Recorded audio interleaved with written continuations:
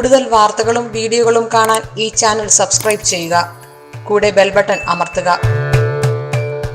നമസ്കാരം.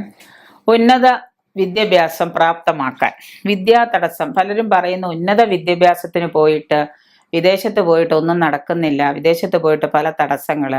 വിദ്യാ തടസ്സം മാറി ഉന്നത വിദ്യ പ്രാപ്തമാക്കാൻ നമ്മൾ എന്താണ് ചെയ്യേണ്ടത്?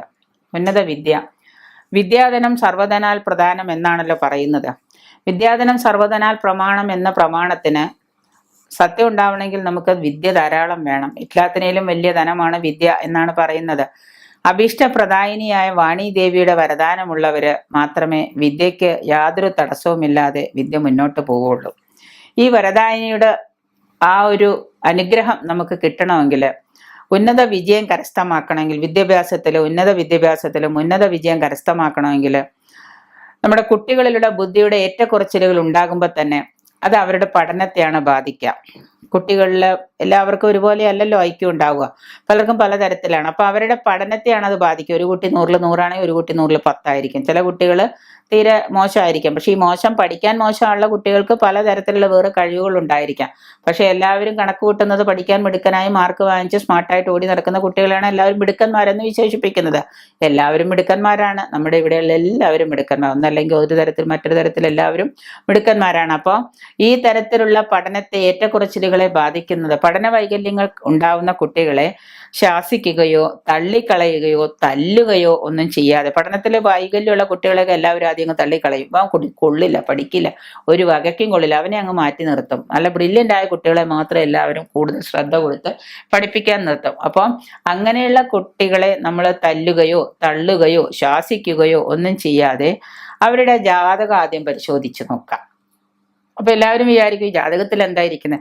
ജാതകം പരിശോധിച്ച് നോക്കിയാൽ ഓരോ ഗ്രഹസ്ഥിതി അനുസരിച്ചും അവന് ഏതിലാണ് തിളങ്ങുന്നത്, എന്തുകൊണ്ടാണ് അവൻ പഠനത്തിൽ മോശമാകുന്നത്, അതിലെ ദോഷങ്ങൾ കണ്ടെത്തിയിട്ട് നമ്മൾ ആദ്യം തന്നെ അതിനുള്ള ഒരു പരിഹാരം അല്ലെങ്കിൽ അതിനുള്ള ഒരു പ്രിക്കോഷനാണ് നമ്മൾ എടുക്കേണ്ടത്.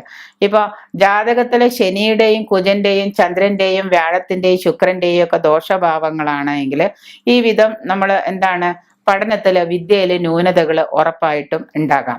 അപ്പോൾ ജാതകം പരിശോധിച്ചു കഴിഞ്ഞാൽ ജാതകത്തിലുള്ള ദോഷങ്ങൾ പഠനവുമായിട്ട് 10ാം വർഗത്തിൽ മന്ദാഷ്ടഭാവത്തിൽ നിൽക്കുന്ന ഗ്രഹങ്ങള് ദോഷമാണോ, എന്താണ്, അതിൽ ഏത് തരത്തിൽ പോയ കുട്ടിക്ക് പഠിക്കാൻ പറ്റും, ഏത് തരത്തിൽ കുട്ടിക്ക് ഉയർച്ചയുണ്ടാവും എന്ന് മന്ദാഷ്ടവർഗത്തിലെ 10ാം ഭാവത്തിലെ ഗ്രഹങ്ങളെ നോക്കി നമുക്ക് തീരുമാനിക്കാൻ പറ്റും.